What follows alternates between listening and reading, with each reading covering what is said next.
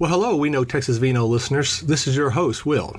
You're about to embark on part 2 with James and OG Cellars, and this man has a vast knowledge of winemaking. So I hope you're enjoying this episode, and enjoy. Cheers. Hey, Michael, what's going on over there? Hey, Will, 1 or 2 bottles for the podcast today. Can you make that 3? Why do we need 3? Because we are featuring a new winery. Wow, that's outstanding. Hi, everyone. Welcome to We Know Texas Vino. This is Michael. And this is Will. Folks, today's podcast is sponsored by Texas Wine Club and Texas Wine Lover app. So grab a glass and join us for a new and intriguing episode.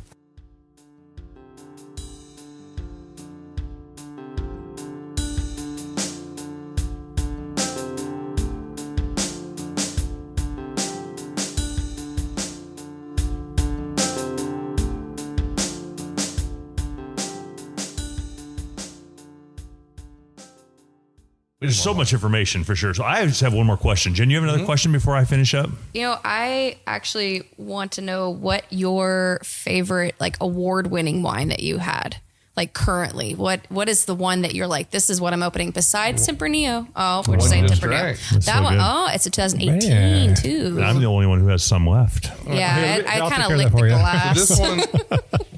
This one was my. This one was probably one of my most proud ones. I'd won golds before, but this one was a gold at the San Francisco International. Oh, very nice. Versus there's the International and there's the Chronicle. Yep. They're two of the largest competitions in America. Now, the Chronicle is only North American wines, whereas the International, there's lots of entries from all over. All over. And to me, that one I call the Rose Bowl. That's the granddaddy of them all. So you win something there, you've really done something. I win something at the Chronicle, you've really done something as far as American Nationally. wines. Yeah. But I want to compete. If I'm making a Tempranillo, I want to know how my Tempranillo stacks up in Rioja. Right. I want to know in the Ribeiro Valley. I want to know. And so this year, the one that this year won in 2020 or 2021, I had to go look at the medal. Only 10 Tempranillos were awarded golds. Wow. 7 of them came from Rioja or from Spain. Right. Yes. And the other 2 were from Texas. 2 are from What was the other one, you know? Yeah, it was Ron Yates. Okay. Ron makes fabulous Tempranillo. That name's been passed around a lot lately the last couple of days. Yeah, and Ron actually lived in Spain for a while. He's got me there. But anyway, that awesome company to be named with. Right. And the That's other one was amazing. actually from Virginia. Holy cow. It was a Virginia wine. But I was sitting there going, all right. So as far as this, and the International is well known for their panel of judges. They have, there's a lot of wine competitions out there. Oh, yeah. And some of those competitions have fantastic judges, and some of them have, ooh, I like this one. Yeah. Or, ooh, this one's nice. Yeah. They don't really have the technical background about what a wine's supposed to be or taste like. And so to win a gold on that stage to me was really huge. Win a gold at Texom, I think, is really huge. Like that Jefferson Cup one I told you about, because that's an invitational. You have to be invited to that one. I liked that one. But to me, this one stands out. This one because it was just the first time. It was really nice validation. Nice. Of something that I made. It always feels good, doesn't it? It does. Because He's like, I made the right choice. There were some competitions here in Texas that are kind of participation trophy competitions. Like everybody gets a award. It's like you're on Oprah. Don't like that. You're on Oprah. You get a medal. You get a medal. You get a medal. Everybody gets a medal. You Go get show a your medal. medals off. And but they were very Oprah. But here's what's funny is I was talking to somebody whose winery has been around longer than mine, and they said when you started out, if you just want to win some quick medals to have some bling on stuff on your tasting room walls, they said here, enter these, and I was like, well, I don't just want. Yeah. Yeah. I want it to be meaningful. Legit. Right. Oh yeah, I was devastated. My first gold medal that I won at a commercial level was for a sweet wine, and I was like, because I originally wasn't going to make sweet wines, and I was like, I don't want to be known as a sweet winemaker. I want to be known as a real winemaker. I mean, a dry winemaker. Edit that. Beep. I love my sweet wine customers too. That's why I make sweet wines. Yeah. There you go. But if you come to my tasting room, you will see the disparity. There's 25 wines on the menu and 5 are sweet. So Fair enough. Gotta make it for everybody. it is what it is. And anyway, I didn't want my first gold to be and that's another funny story. But I didn't want it to be on a sweet wine. So the very first time I entered one of my wines, I entered them. I went for the gusto. My first year being open, I was like, I'm entering Texom. Okay. I'm going to enter the Texom is considered the toughest competition in America. They got the toughest panel of judges. He brings judges all over the world. You know where he announces the results? At the Vienna World Competition. Wow. That's where he goes to announce the results. So, Wow. So Tidwell has done an amazing job of compiling judges. He flies them in from all over the world. To me, it really is like the creme de la creme of wine competitions. And so I thought, okay, this is great.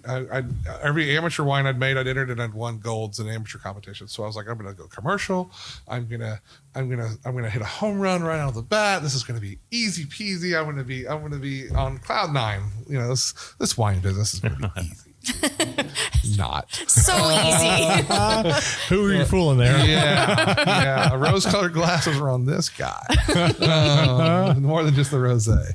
And anywho, so I entered that competition the first year with a cab that I'd made from Bingham Fruit, and I was really proud of this cab. And they sent out they give you your results individually before they announce all of them, like a month.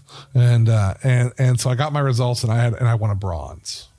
I'd won a bronze, but at Texom they'll even tell you a bronze at Texom means something because they don't give awards to half the wines entered don't get an award. Right. Wow. Okay. It's that stringent. It's pretty, competitive.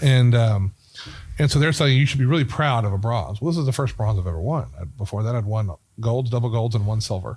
And so I was sitting there going, I want a bronze. This is terrible. My life is over. No one's going to come. I mean, I can't. How do I get people to come all the way to Sunset America for a bronze?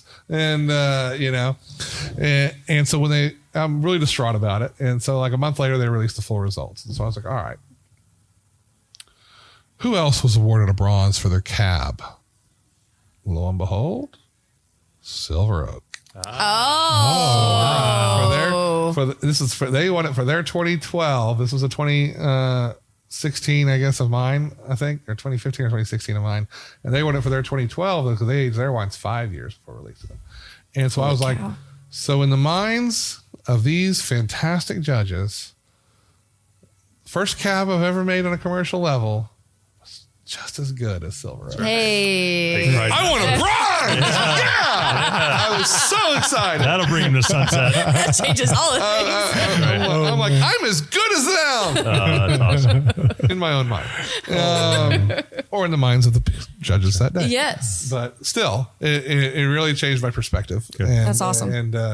And I was able to go from there and regroup and keep going. Well, we were running a little short on time here, but I did write down one more note. And I think it's important because one of the things I'm very attracted to about this winery and vineyard and your business model and you and your wife is that you talk about being bigger than France, and you have a philosophy that you want a Texas taste. You remember talking about that earlier? Yes, I do. Can you just real briefly talk about that? That might even just sum up everything here. Well, because just like how France, you've got Bordeaux, you got Burgundy, you got the Rhone, and then you got all these other smaller ones that aren't as popular to maybe the layman, but as far as winemakers know, we all know the little micro regions and whatnot.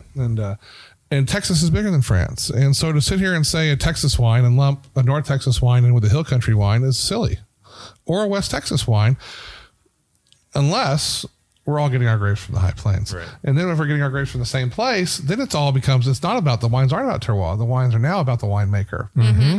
Because if I get my grapes from the same place that anybody down in the Hill Country gets, or in East Texas, or wherever, then it's all about, well, what happened to the grapes once they left that vineyard? Exactly. And there's a lot of things that go into that.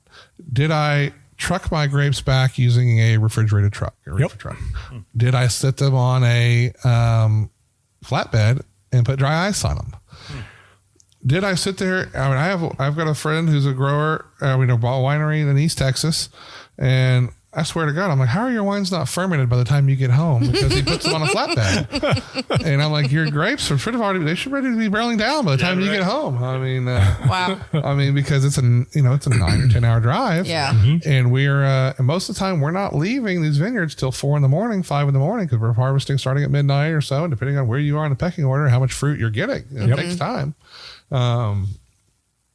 But and I started out small like that, where I was putting them on my gooseneck trailer and I'm packing it full of dry ice, and I get home and there's no dry ice left, and it's just like, I go there and I'll run some tests, the same test I ran before I ran it, be like, ooh, fermentation has started, and I didn't get to add anything before to help clean anything up. I didn't get to go put I don't know, I'll show you after this, but I've got a giant sorting tables and stuff like that I sort all my fruit. So when it comes in, I can actually put on the label, if I want to say vegan friendly, I could. There is no bugs in my fruit. There is no other animals in my fruit. I've seen that before in the vineyards. Spiders. Worse. Rats. Birds, rats, snakes. Nice. When you're using a mechanical harvester, though, that's the thing that comes with it. I'm lucky that I rarely even need my sorters more for my vineyard now than anybody else's. I've cultivated relationships with all my growers that I only use Pellenc harvested if it's going to be mechanically harvested. All of us would love to have hand harvested fruit. There's just not enough labor out there. Right. Yep. I mean, hand harvested is the best. But the Pellenc comes out the cleanest. I mean, it just does. And that's why that machine costs more than any of the other harvester machines out there. And so there would be some growers that would use other machines, and I'd have to bring them back here and I'd put them on that sorter, and I'd be sorting out stuff for hours. And if I brought something that was on a Pellenc harvester, it would take 15 minutes. I'd lose more juice running off of that machine than I would. It was a waste of time to even do it, because that machine picks it out so fruit. And especially like one of them I use now has the laser eye orbital thing, and it's just amazing. The only sad part about that is it picks out, you lose so many good grapes, because it'll actually like kick out good grapes with the bad. Wow. But there's nothing else in there. It's clean as you can make it. And but that's where you got to make decisions right there. Do you use they have different yeasts out there that some will kickstart fermentation. They have some that won't do it, but they'll help control or prohibit other bacteria from forming during the travel period here. Like the one that I use is called Gaia. There's lots of different forms of it. Different companies make them. When they're expensive, it's like $400 or $500 for a little 500-gram bag of it. Right. But if it helps you make a better wine, why not use it? Right. And it's an organic material stuff. So like when you get them in, and then there's all these different things you can add to your wines. Like when you're fining wines, I mean, I don't add fining agents. I rack more. I just try to rack my wines more than to help get them a little more of the clarity. As I told you earlier, I don't filter reds anymore at all. It's just rack and return. Because I don't want to strip flavor. Because when you filter, you strip out the good with the bad. Mm-hmm. Yep. And so, but there's so many different things that you can do. So when you're designing your Texas terroir or your Texas wines, I really think as this becomes more and more popular, as it has, there's now, when I started this one, I was permit number 370 or something like that. And now there's over 900 permits for wine permits in the state. Yep. But they're not all growing grapes. No. And that's the problem. Texas grapes are higher right now than some Napa grapes. Yep. Yeah. And that's including trucking. Yep. Yeah. But it depends on your model and what you want to be. Do you want to be 100% Texas? Is that important to you? Or is it important to you just coaxing the best expression of a grape into a glass? Yep. And that's just winemaker choice. And if it's not the winemaker's choice, it's the owner's choice if they're not one and the same. Right. And so that I don't, any of my friends that make wines from other states, I'm happy for them. As long as they label it so, I don't have a problem with it. Yep. I'm a big believer in truth in labeling. If you see a bottle of mine that has a varietal on it, you're guaranteed that it is 100% that varietal. That's not 5%. That's not 5% of something else, 6% of that. Right. It is 100% that varietal. If I Nice. was going to make a blend at all, and you'll see them in there, the ones that are blends do say what the blend is on there. And that's even if I give it a fancy name. So most of my blends that are in there are named after rock songs. I'm big into music. I like music. I had a Fleetwood Mac cover band out here last night. I have a wine, a red blend called Gypsy. It's very popular. I'm about to bottle some more of it. I've been out of it for a while. It's a 70% Cab, 15% Temp, 15% Zinfandel blend. I got a wine called Sweet Emotion. I've got a wine called Tangerine, not because of the fruit, because of Led Zeppelin. Yep. Or Big Head Tot of the Monsters if you really want to get into it. They sing it better. They sing it better. Anywho, I have another one called Cashmere. I've got a whole bunch of wines, I guess I should say, that I name after. If I make a blend, that's kind of how I do a fanciful name. Some people call it whatever they want. There's there are some really great wine names out here in Texas. There are some that I'm just like, you're not helping. Yeah. Yep. We're trying to be taken serious, and Right. Yep. you're not helping. But they might say the same thing about my rock star names. So Yeah. to each their own. Yep. So, James, love your conversation, love everything you got going on here. This is Have I said amazing enough? stuff that you. Oh no, you're good. I mean, it's just amazing to have all the stuff that you've got out here and what you've done, and what you've accomplished, and what your awards that you've gotten for your wines and stuff. We really enjoy it. I mean, and this is why we want to bring this out to all of our users, Listeners. Yep. That's another story. That's a whole different That's a story. whole different story. I kind of picked up on that. What we want to bring to our listeners, because our listeners want to find out about you. They want to know what you got out here. They want to know, because there are some people out there, like for me, example, when I first started drinking wines, I didn't know there was this many wineries in Texas. I didn't know there was this much good wine out there. And that's what this whole podcast is about, is letting them know more about you than anything else. And most people think you have to go to the hill country here. Yeah, exactly. And they don't realize that just between DFW and the Red River, there's almost 100 wineries. Wow. Yep. We're just not all on the same road. Yep. Right. Yes. Yes. We don't have that luxury, unfortunately. You got to pace yourself so you can make the drive from one to the next, but Yep. you can still hit 3 or 4 in a day, no problem. Yep. Right. And they're all beautiful and they're all unique. Yep. And most of us have enough of a variety where you have a little bit. If you're at least going to find 1 or 2 wines you like. Yep. Yeah. I want people to come here and like all of them, but that's just me. I'm sure most winemakers want that as well. But that's the point. You come out to OG Cellars, like I told you earlier, when I pick wine yeast, when I design a wine, it's I want you to. My biggest thing is mouthfeel, the finish. Right. I want that taste to linger on your palate in the most exquisite way, where you're like, damn, I want more of that. You talked about the water chaser, so you don't want that water chaser. I don't want you to have a glass I of love water that after phrase. a wine. Yeah. No chasing, no water chaser. Not chewing the wine. But that's a decision. So if you had an overly tannic wine and somebody bottled it that way, that was a winemaker's decision. They Right. said, I want you to have that dryness back here, like the dentist just sucked all that moisture out of your mouth. Yeah. This is good. I love it. Can I get a cigar? I'm feeling a little wet here. I need to dry it out. That's a winemaker's choice. Right. They chose to make that wine taste like that. There is a market for it. There's a market for everything. Right. And that's the other thing. You got to know your market. Yep. When I first opened up, all the wineries around me said, "Are you going to make sweet wines?" And I said, "No." And they were like, I was like, "I'm a real winery. I'm not making sweet wines." And they were like, "Well, you have to make sweet wines. Sweet wines are what keeps the lights on. Let you make the other stuff." And a lot of the wineries around me, a sweet wine might be their best seller. Here, Tempranillo has always been my best seller since day one. And I'm proud about that. Yeah. And I like I said, I like my sweet winers. I like my sweet wine drinkers. I have some people that come in and tell me my wine, the sweetest I'll make a wine is about 5% residual sugar.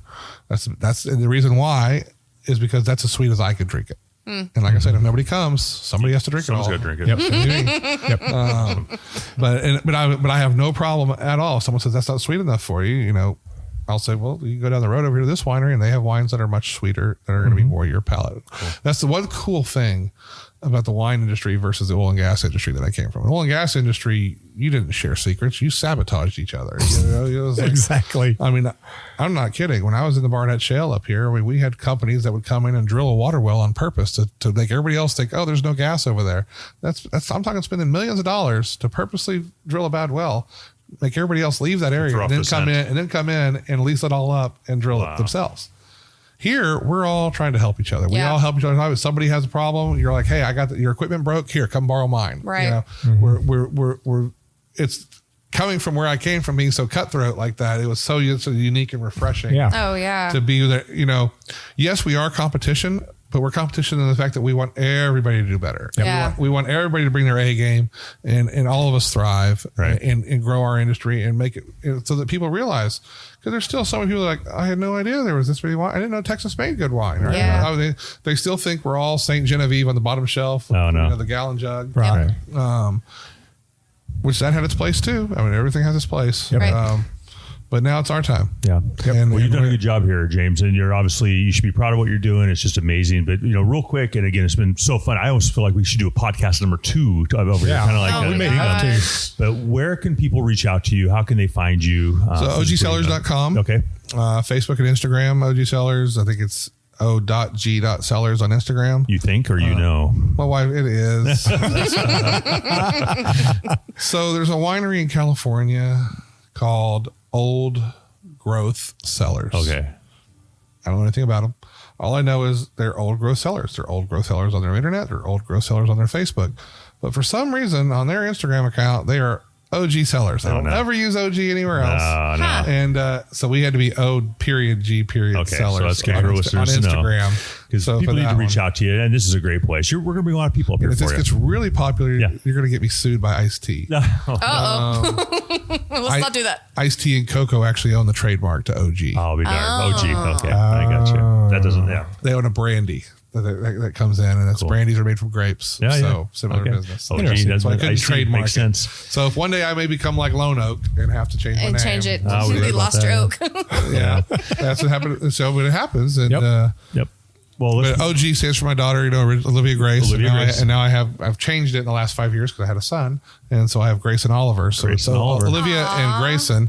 And if I have to change it ever from OG Cellars, it'll probably be Augo Cellars. It'll be OGGO. There you go. There you go. What about another kid? No. Okay. So That will have my wife kill you. we appreciate you. We're gonna take a quick little break, do an educational session, but it was really educational. I actually sat here and just absorbed today. I think it's probably the most I've absorbed. You're really, really knowledgeable. Definitely could have done another. Full of something. Yeah, we could definitely do another hour and a half out here. Sure. With the information you provided. Yeah. So well, let's call it the first half here, and then we'll be back in a minute. Yeah. Appreciate you. Yep. Awesome.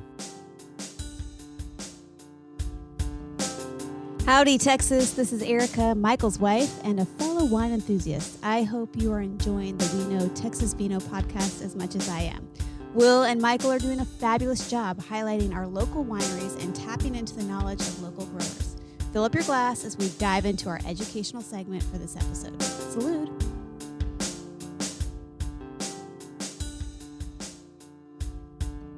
Well, welcome back, everybody. We know Texas Vino, and we are here at OG Cellars, and we're having so much fun and a lot of education. Oh, my gosh. And we're going to keep on going with the education. Well, I kind of felt like Jen, we had the educational part already. I know. We had so much, and it's so amazing. I was going to tap Will and say, are we good with educational? But Will prepped. He is prepped. Yeah, Yes. I mean, I did something really good.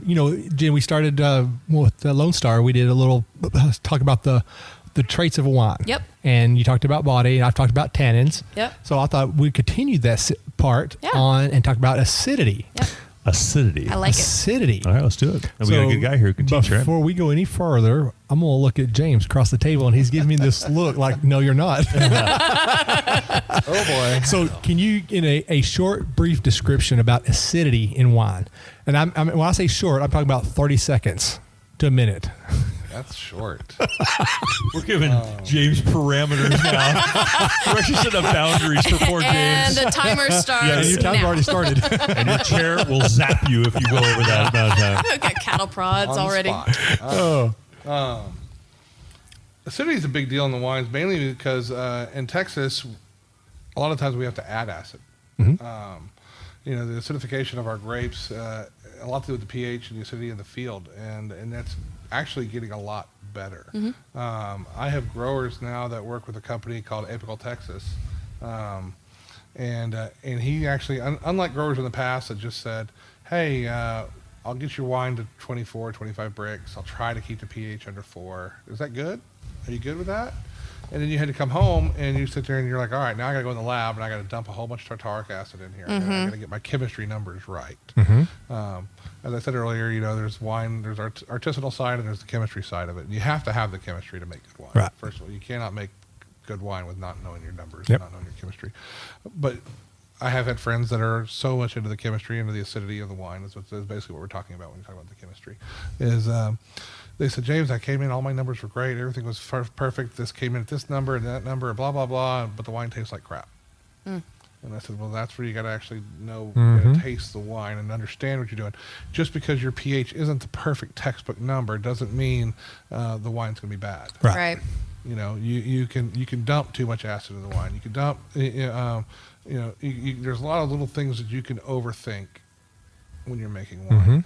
And the acidity is the most important part, because like I talked about the mouthfeel and the finish and everything else.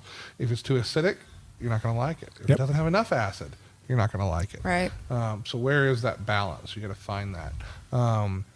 So with me, what I do is I have a general rule of thumb, and that's where I want my wine.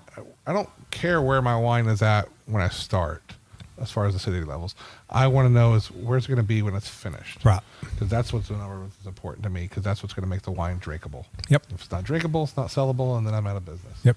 I'm a drunk, but I'm out of business.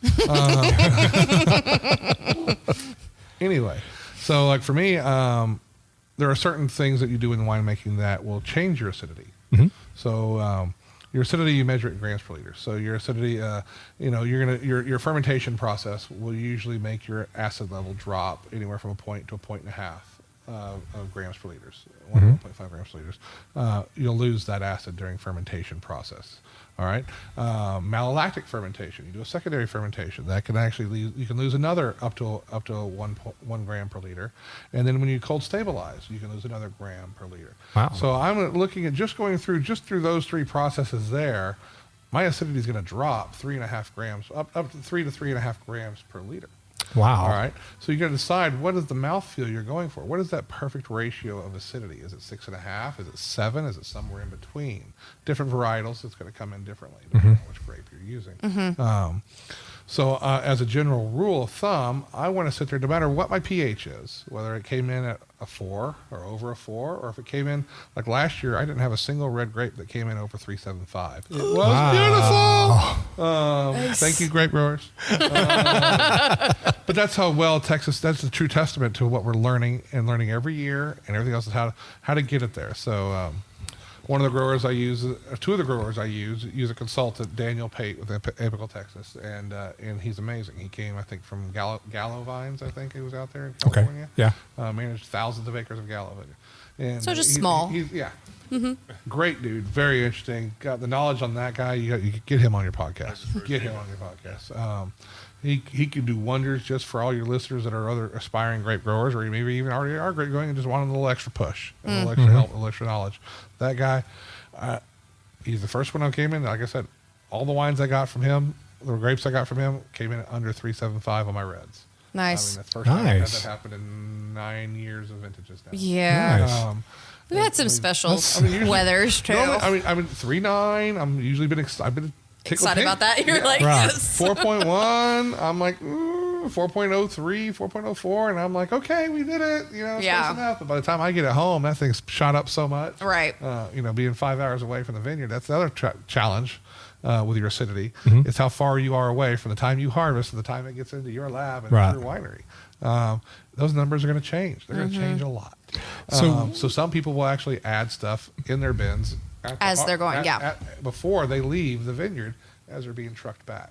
Interesting. Preserve it and all that. But That's cool. Trying to fix it. So and we're all cowboys out there. We're mavericks trying to figure out what's going to work the best for your situation, because you're 2 hours away from the vineyard. That's a completely different situation from someone who's 6 hours away from the vineyard.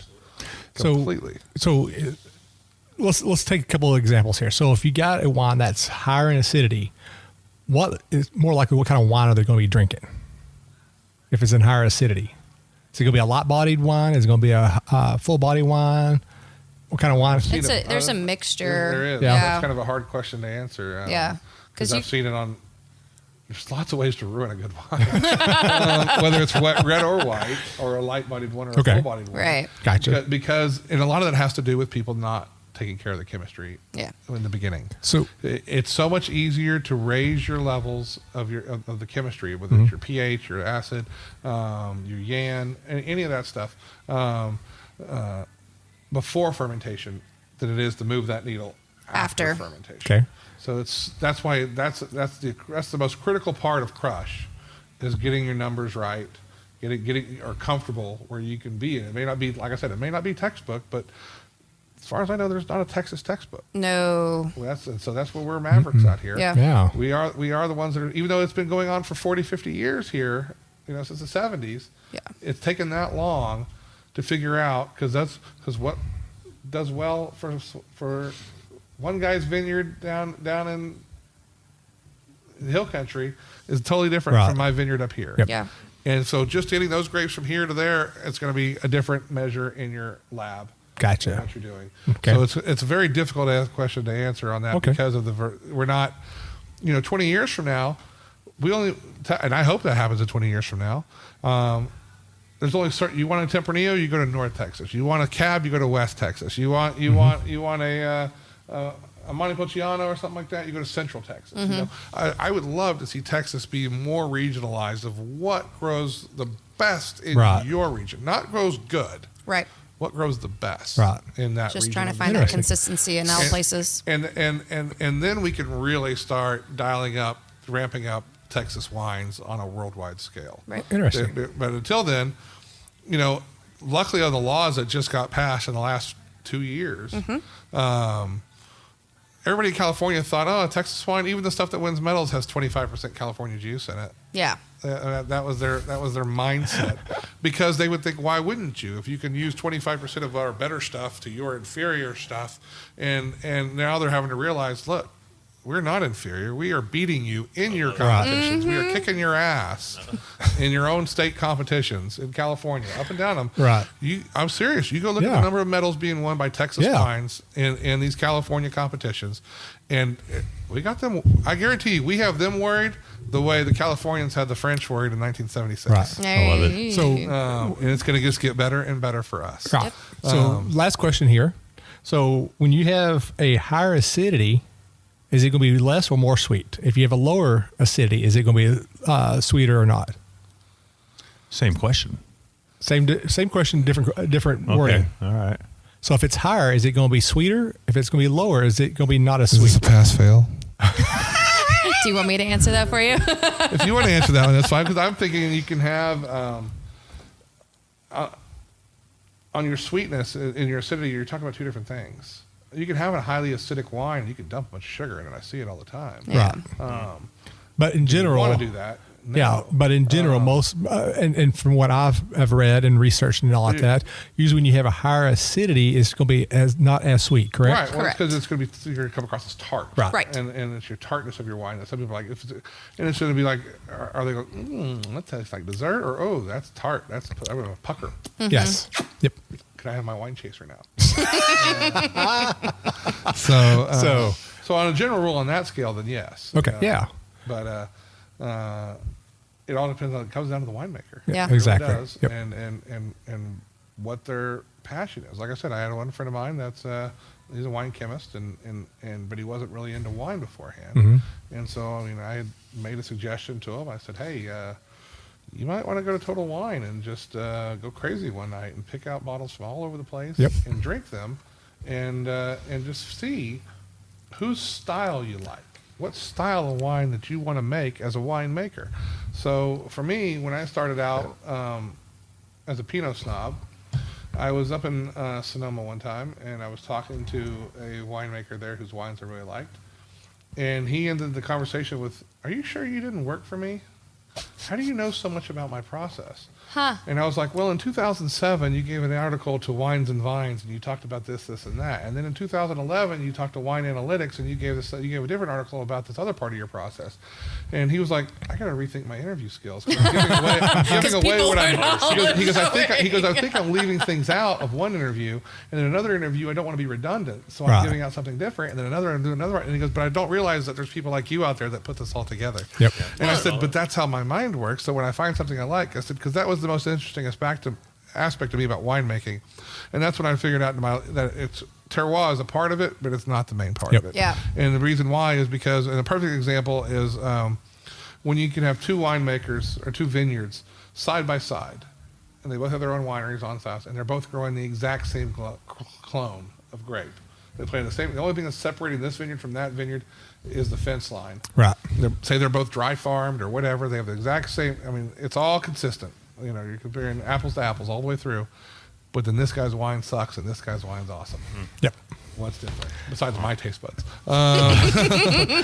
Somebody else might say the opposite. Say this guy's wine's awesome and this guy's wine sucks. Yep. Obviously, they're both in business, so there's people for both sides. Yeah. But that's how my mind worked. So that I would sit there and go into my scouring the internet mode, and I would Google these people and look up every article I could find on them, anything they ever gave on them, any blurb I could see that gave me some kind of insight into their practice of winemaking and how they did it. Yeah. And that was how because everybody asked me, they're like, where'd you learn how to make wine? I'd say Google. Google. And they'd look at me and I'm like, well, I went to school at Grayson, but that's where I learned how to fix wine. That's where I learned how to that's where I technically learned how to make wine. Right. And that, because I was making wines well before I went to Grayson, I just wanted to know if I messed one up, how can I fix it? Can I salvage it? Can I make it better besides just having to dump sugar into it and make it into a sweet wine? Yep. Interesting. Well, Jen, did you have some final thoughts on that as well? It's amazing, the process. And obviously there has to be a true passion when you are doing something like this, and you're educating yourself, not only because like you said, textbook that is a thing that there's a small state called California has started, and they're like, this is what you have to have for your grapes to be perfect, and this is how you make wine. We don't have that yet. Like you said, we are most inconsistent when it comes to weather, when it comes to what grows here. And, 1 year we have amazing whites that come out, and the next year we have amazing reds come out. Yep. And it's really interesting. And I'm very, very amazed the passion that you do have behind. You're so proud. Commend. Do you have a tear? I mean, that was a pretty good speech right there. That was awesome. Yeah. I'll leave now. Thanks. No, I'm going to go get me some wine. That was like inspiring. I feel like Martin Luther King was in the room. Boom. So well, that's awesome. Well, we're grateful, aren't we? we're grateful for our time with you here. Yeah, I mean, for it's sure. We've got a lot of good information here that I didn't know about. I mean, especially when we started talking about the barrels. I didn't know about that. Yeah. And that's something new that I've, I'm with you as well. Just raw knowledge. I mean, just stuff that we had no clue about, which is pretty cool. And that's what this whole podcast is about. It's about learning and understanding and get to know you. Yeah. Well, I like this. This is fun. Yeah. Well, we'll have to do it again for sure. But Let's do a Texas politics, religion, and wine one. I love it. I love it. That would be a blast, wouldn't it? I would love it. I'm going to go just take a ball outside. You'll have some fun. Well, let's real quick, we review our sponsors real quick, Will. So talk about sponsors. So, Jen, you want to talk about one of our sponsors and I'll talk the other one? Since you didn't talk very much today. I had to talk. Well, we have the Mind Blank. They are not one of our sponsors. Texas Wine Club. We have the Texas Wine Lover app that is our sponsor right now, which is awesome app that we are be a part of now. Yep. And we're actually on there. I know. You showed me that. That was cool. so Yeah, amazing. we are actually on there now. So, you can actually find us on there. I will finish filling it all out. I haven't got through doing it yet. So Slacker. I'm the same way. I've signed up for all the stuff that they offer and I haven't finished. Well, so if you do it, I believe what they're going to do is attach your episode of podcast onto your on there. So you need to hurry and finish that up. Oh, the assignment. It's on my to-do list. Yeah. And then the rest of the sponsors? So our other sponsor is TexasWine.com. Have you heard of these guys? The Texas Wine Club? Yes. People? Mm-hmm. Yes. Yeah, talk about it. So they're out of Fredericksburg. They do the best of the best of the best Texas wine. And there's a great little subscription you can get. You can do 3, 6, 12 bottles, and you can do it monthly or quarterly. I've seen that on Facebook. Yeah. And they're Neat people. Great people. I haven't seen a North Texas wine on. Well, I'm working on getting them up here. Because they're wanting to come up here. I was going to call them about that. You know what? They're on my list. So they are, the way they started it all out was great. And in fact, if you get a chance, listen to that episode. Okay, I will. Because it's just, there's so much information. I don't even think the hour that we were with them was even enough to cover what they do. But they have so much great features with them, because you get free tastings for all the wineries you get down there. You can come do the private tastings that they have. Yeah. I mean, there's a bunch of stuff. Multidimensional. Yeah. And if you sign up now on their website right now, using We Know Texas Vino, all as one word, you get 50% off your first shipment. Woohoo. Yeah, and it's a good deal, and the wine that they provide out there gives you a good taste of Texas wines. Absolutely. And it's not just like specific to like, the big wineries. It's actually the little wineries. Yeah. That's We're awesome. showcasing. Yeah.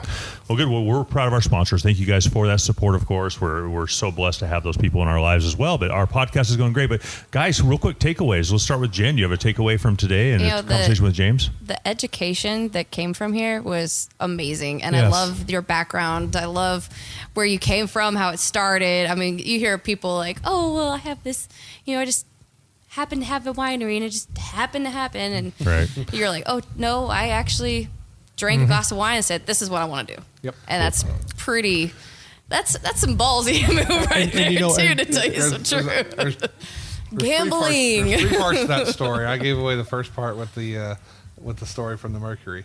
There's two other parts to that story, but So, we'll talk about it. so you're telling us that we need to come back out here for 2 more times? We're coming out here for this is probably a two-parter. So what's your takeaway, Will? Well, again, same thing as Jen. I mean, there was a lot of good education in this right here, and I really, really hope that our listeners get hold of this and just like run with it and like, oh wow, I understand how you're making this wine better now.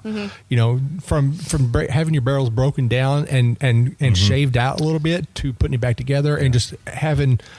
It's the untold stuff. Yes. It's the unspoken things that we learn about on these podcasts. So that's what my takeaway, right? The Cooperism. Yeah. Sorry, is that a word? What? It is now. The Cooperistic speaking That's a big word. ability to do barrels. I don't even know what that meant, but it's pretty cool. And I'm going to go with Jen as well, the educational part. But I'm mostly interested to learn more about your prison terms that you've served with this little spicy attitude you got, Luckily, buddy. Wait a minute. I'm joking. I'm giving it a bad time. Whoa! Wait a minute. I did not say that at all. I'm joking. I almost went to law school 3 times. There, 3 times. I decided each time I'd rather have a lawyer than be a lawyer. I love it. And I can't stress the importance of having a good lawyer. You would have been a really bad kamikaze. But yes, so Yeah. well, we're just grateful for all that, Yeah. right? So thank you so much Yeah. for being out here. I have a couple quotes. You guys ready for the quotes to wrap it up today? Yes. Okay. The first Yes. quote is like deep. It's like spiritual. It's pretty intense. Don't cry, I do a Jen. quote every week. So the second one's more fun. But behold the rain which descends upon the heavens, upon our vineyards. There it enters the roots of the vines to be changed into wine. It is constant proof that God loves us and loves to see us happy.